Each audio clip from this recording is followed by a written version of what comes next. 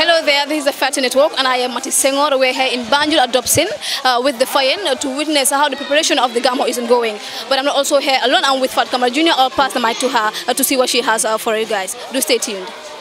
Thank you very much, Mati. Usually, quite a huge number of Gambians used to celebrate this day. However, most Gambians now are not celebrating the birthday of the Prophet Muhammad sallallahu alaihi wasallam in such a manner. We will get in the compound and engage the Fayen people, ask them, engage them, and see why they are still holding on to celebrating the birthday of the Prophet Muhammad sallallahu alaihi wasallam in such a manner. Please, viewers, do stay with us. Alhamdulillahi rabbil alamin. Ngi sante Yalla benen yoon. Di leen ndokkale tamit gaamo gi ak li ngeen ñëwaat at bi ñëwaat dig ñu ko koowal xam nga li sant Yàlla la because xam nga government Ministry of Health dafa am guidelines yoo xam ne through the World Health Organization yoo xam ne fu public gathering daan nekka ñu ñoo jox ay advices di ñu waxal daal ni nga xam ne noonu la ñu war a behave with this crowd and all these things so da nga gis ne because of loolu ñu decentralize ko yépp moo tax nga xam ne fii benn part mu ngi boor bi beneen part mu ngi boor bi other than that yeneen tooga yépp yi ñu ngi ko defee outside ci kër gi den suñ pare rek ñu soog a indi taranga bi jokko si daale nit ñi nga xam ne duñ dajaloo fii loolu moo tax bi nga ñëwee ni bés ni ki tey gisuloo fa nit ñu bare in fact nag sax Cheikh Omar Faye mu moo doon wax mu ngi ñëw because he is so particular pour affaire yi lii because mu ngi keep on di ñu wax ne mista ne la ñu jéem a seet ni ñoo kibee distance bi su fekkee gaamo bi du mun a ñàkk a am waaye please Saka man we have been talking a lot about this mu wax ne wax na am ministre bi wax na ak even something like bi tey ku waroon a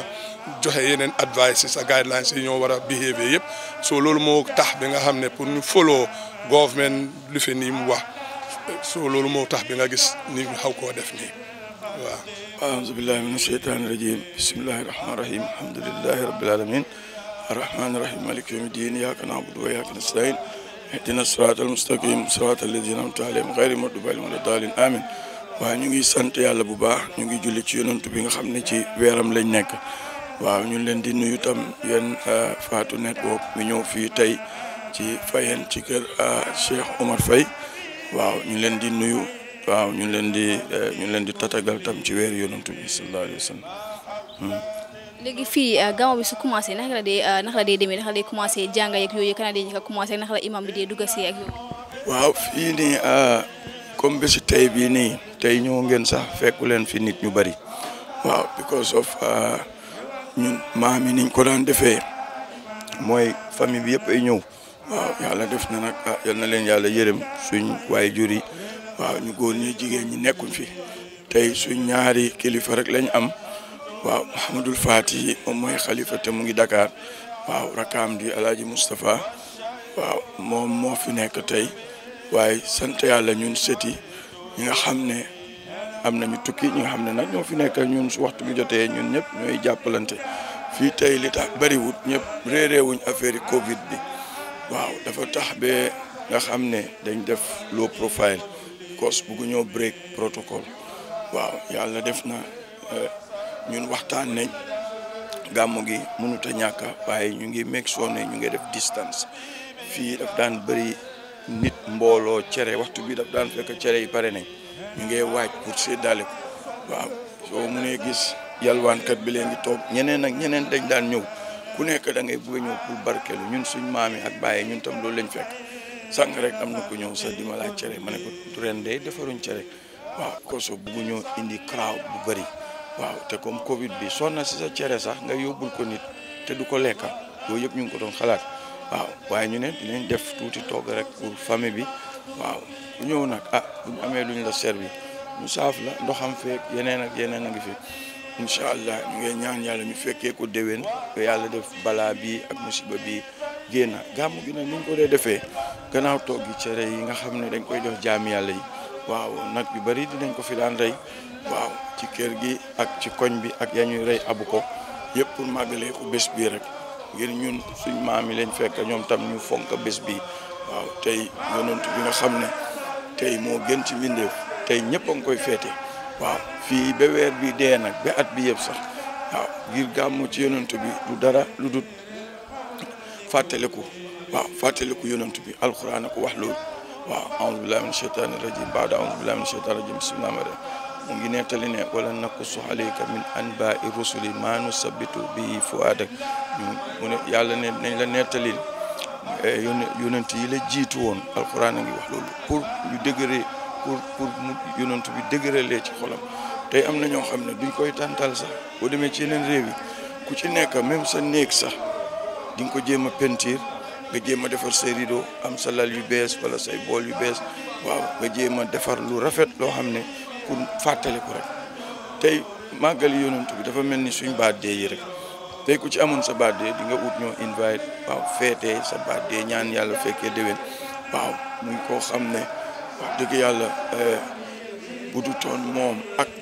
li ko yàlla kawelee ak taraanga bi ko yàlla jox moo tax ñun ñëpp ñuy sonn ci loolu su cere yi nag paree ba nga xam ne toppatoo nañ yi ñuy toppatoo ci fi cere seddaale yëpp nag guddi gi suñ mag imaam Muntaxa Fay nga xam ne seet la ci kër gi moom moo amee gàmmu gi moom lañ jagleel samons bi nga xam ne su guddi gee mooy nettali taarix yonent bi waaw ànd ak nag famille bi yëpp ñu dar ko ci néeg bu mag bële nga xam ne ay ànd ak taalibe yi waaw taalibe yi tam duñ ay jàmbur sax ñëpp li ci ëpp ay mbokk lañ yuñ xam lañ xëy na loolu tam fii ba guddi lañ seet waaw moom xam naa loolu dina ci xalaat waaw nga xam ne dar buñ koy dar dem gunge ko ba ci tant bi loolu buñ demee ba àgg ba ci tant bi nag ñun danañuy bokk ñu nekk ci taabal yi waaw ñun tamit tàggatu yonentu la waaw ñun tamit tàggatu yonentu la waaw nga xam ne ñoo koy dimbale ci hamziya bi ñoo koy dimbale ci zikari waaw ñoo koy dimbale ci tagga yonentu bi ba nga xam ne rek dinañ ko def dañ ko daan def ba boor set waaw ba sabi na ko loon ñu gungeewaat leen ñu duggaat ci biir kër gi waaw daanaka ci gàttal daal loolu mooy gàmmu bi gis nga tant bi ñetti fan wala ñeenti fan dañ ko daan start week waaye comme bi liggéeyee tali bi yàlla def na defuñ tanta weñ yiñ daan def léegi dañ ko def anooda façon yi tanta boo xam ne dafa am base waaye ku jógee fu sori sa seen ko ba tey dafa rafet waaw ñu ciy profité di gërëm suñ président bi suñ njaboot gi nga xam ne ñu ci bari ñu ngi jógee Sénégal sax ngir famille bi am na ñoo xam ne ñu ngi Sénégal dañuy ñëw ci gàmm gi bu ñëwee ñoom ñëpp ñu rafet lu ne koñ bi day wax dëgg yàlla mu ngi taaru waaw ndox taayu fi waaw mu ngi di seen démb lañ ko doon bale boo xam ne macha allah mu ngi rafet loolu nag tamit ñu ngi ciy sant yàlla bu baax di ci profité di gërëm président bi seen network bi tamit wax dëgg yàlla media bu baax la waaw media bu baax la te mu ngi joxe xibaar waaw ñu ngi leen di nuyu ngeen nuyu seen kilifa yaakaar naa ne ci gàttal daal loolu mooy préparation gàmmu gi xanaa. aoudu billahi mina sheytaani rajim bismillahi rahmaani rahim alhamdulillahi rabbil alamin gàmmoo mooy sunna yonenta bi sallallahu alayhi wa sallam mooy pour màggal juddi yonenta bi wax ay jikkoom wax ay jaar-jaaram and educate the world about who that prophet was sallallahu alayhi wa sallam because jikkoom la yàlla moo ko taggee ay jikko mu ñëw fekk fi lëndëm isi leer time boobu ku mun sa morom duma loo nangu alali jàmbur taal dëkki jàmbur yu ñaaw moo daan am yàlla yónni ko sallallahu alayhi wa sallam pour mu leeral addina bi génnee fi dog buumi njaam ak def yu bari nekk rôle modèle as ñu wax ko ci Qur'an bi laqad kaana lakum fi rasulillahi uswatun hasana liman kaana yarjullaha wa yawmal axar wa dakara allaha kathiran yàlla loolu la wax ci alquran waxuma ko yàllaa ko wax mu ne kii mooy jikko yu kowe yi mu amee te moom laa def assez rôle modèle pour nit ñi jàngee ci moom because dafa amee jikko yu kowe loolu moo tax nag gàmmu am fii ba 1911 comme suma mag Mouhamadul Mourtada óor na ma ne wax na leen ko bi Baye Niass Alaaji Ablaye Niass joxe suñ maam ndigal ne ko ñi munta jógee Gambia di ñëw ci pays bi suñ ñëwee fii dafa mel ni ñëw nañ foofu because there is a spiritual connection ba pare itam time boobu tukki dafa jafe gaal yi pour nit tukki dem fii ba esew sax big trouble la waxatuma la ngay dem kaw la 1911 na mu joxe ndigal ne képp ku munta ñëw ci Alaaji Abdoulaye Niass ak Cheikh al Islam demal Dobson 74 75 soo fa gàmmoo di nga dégg xisa yonent bi lii moo isi gàmmo gi ci kër gi waaye comme que suma mag wax na xëy na lu bari duma ko ci mun a boole waaye man not only I am a government figure but I am also a traditional social and religious figure su ma nekkaatu ci nguur sax foog ma ñëw wax mbiri Ibrahima Faye ak mbiri Cheikh Omar Faye because ci njaboot googu laa bokk te ñu ne ku juddu ci tàgga soo naawul jaaxali say bokk soo kontaan noonu trop soo amee looy laaj nga laaj ma ko ma tontu. ah dëgg loolu suma xam-xam soriwu si kon naa ñoom Mouhamadul Muntada wala imam ñoom guy gi daal Cheikh Omar Fouti ñu ne bi ma wàcc fii mu ngi fi fekk guy gi te loolu it was in the 18s kon guy gi kilifa la fi maam la fi guy cosaan la loolu rek laa cee mun a wax. waaw mun nga ñëw wax tuuti si waaye alhamdulilahi rabil alamin guy bii nag guy bi soo gisee nit ñi fayantoowuñ ko Cheikh Omar Fouti radiyallahu anhu daan na doxantu ñëw wéeru fii daan na toog fii wirda fii nga xam ne bi mu doon di julli bi mu nekk fi su julli waan ci jàkka ji fii mooy woon place bi moo julli su julli yeen foofu su jógee dina dee fiixlu si waan fii soo fekk xam nga guy buy daf dee yàgga waaye fekk melut nii na mu ngi nekk loo xam ne rek am na tuuti keppaar soo bi mu nekkee na di mag di expand si la ko gars yi door nag di gën a wurale yi nii nga gis ñu door di ko peinture moom moo jàkka ji daal mooy woon li nga xam ne mandarga boo xam ne laal marqué nañ ko ci moom lu baree bari man dinaa day gis ay outsiders yu bari biñ xamee ne daan na fi wéeru daan na fi toog di wéeru dañoo jógee ci biti di ñëw di ñaan ay doomi guy buy pour yóbbu pour barkelu ko ñooñu mooy ñi nga xam ne doomu aadama yi nga xam ne xam nañ luy njëriñ xam nañ ne guy bi am na njëriñ mu ngi samp fayen dañoo ci pour ñëw dañoo ñëw pour ut si ko fii dem ñaan ci xooj naan mais seen doom yi ñeneen ñi sax dégg naa ñoo xam ne sax bu ñu amee feebar yi picc yi sax dañoo jël buy bi xooj ko jël ko riib ko ci seen yaram bi with the intention ak xalaat ne li imam benn tey dañ ko dee def every year di ko tasaare njaboot tasaare ñëpp di ko benn tey man de léegi su ma la yóbboon sama moto bi maa ngi fa amee benn doj te loolu yëpp maa ngi koo garder rek noonu pour suma nit lu barke rek moom nit na xam ne xam nga landmark la daal historical landmark dëgg la waaye itam yëfi gàmmo gi daal comme ni ko Mouhamad waxee du pour rey nag yi juufeen yi cere yi di déedéet there is something bigger than that mooy nga fàttaleku juddu yonent bi sallallahu alayhi wa sallam ki nga xam ne he contributed in your civilization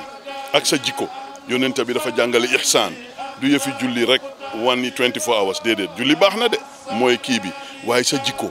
how you relate with people loolu yonent bi ak jégale reconciliation repentance juboo looloo tax dëkk di def looloo tax mag ñi sampa ko fi looloo tax mag ñi sampa ko fi amut añaan amut dara problème amut mooy ñëpp a ko bokka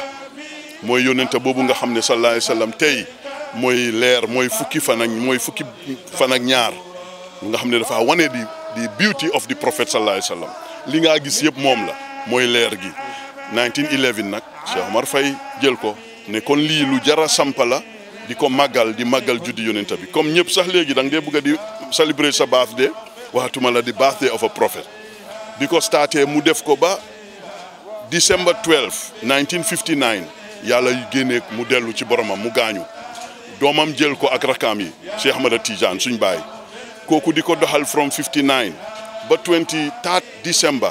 1988 moom tam mu jógee fi Mouhamadul Muntaka suñ mag moom rakaam ñu jël ko famille bi yëpp di ko dimbale dëkkandoor yi di ko dimbale am di jàmm yi ak jullit yi di ko dimbale muy màggal guddi yonent bi sallallahu alayhi wasallam from 88 bi ko imaam jëlee macha allah ba 2020 mu ngi koo yokka di ko doxal bu rafet te ñu ngee ñaan mu yàgg koo amee ba pare famille bi yëpp ak dëkkandoor yi ñëpp a dee contribute yaa ngee gis nit ñaa ngee isi ndox yi di isi dolli yi di dimbale waaye because of Covid bi imaam ak mbokk famille bi dañ jël di sonne duñ fi def benn togga yu mag dañoo nit ñi ne ñëw ziyaare ñu màggal yonent bi ñu sanitaay suñ boppa Ministry of Health foo naa am na contribution buñ ko jox in terms of masks ak hand washing waaye mu ne kuy ñëw nga isiwaale sa masque ku amul masque itam soo fi ñëwee fekk yi health joxe ñu jox la ko ñu exercise social distance ñu déglu xar baaxi yonent bi jàng ci moom ay ñaanal réew mi ñu ñëpp ñu ñaan ñu tasaaroo ba next year loolu mooy daal di thinking behind di sunna bu rafet la te famille Cheikh Omar Faye Ibrahima Faye yëpp ñu ngi gërëm nit ñi ne bii du yëfi nguur du yëfi politique bi yëfi diine la ñëpp a ko bokka suñ Christian Britain itam dañoo ñëw because am na suñ maam boo xam ne ci kër Cen la bokkoon moom mooy suñ maam Elizabeth mbokka yëpp dañ dee ñëw dëkkandoor yi ñoom Dr Blaine Dr Mahoney Edward Francis Small family am ñoom Dr Ndaw ñoom Emmanuel Ñing family Muriel Faye képp koo xam ne Johnson yi Lloyd yi ñoom Mr Lloyd kilifa Banjul yi Foster Mahoney Carol képp koo xam ne daal bokk na ci askan yi Banjul ak Gambia irrespective of your religious belief you come together to talk about the history and the character of the Prophet sallallahu alaihi wasallam so that we can emulate him, pray for the country, pray for this COVID to go away, and ñu jéem a live in peace to develop our country. This is what Gammo is about and nothing else. Thank you very much, viewers, for staying with us there. According to the Fayans, this is a night that is used to glorify and magnify the name of the Prophet Muhammad sallallahu alaihi wasallam. Mati? And brilliantly, they're observing the protocols put forward by WHO. I am Mati Senghor. And I am Fatou Kamara. Thank you very much.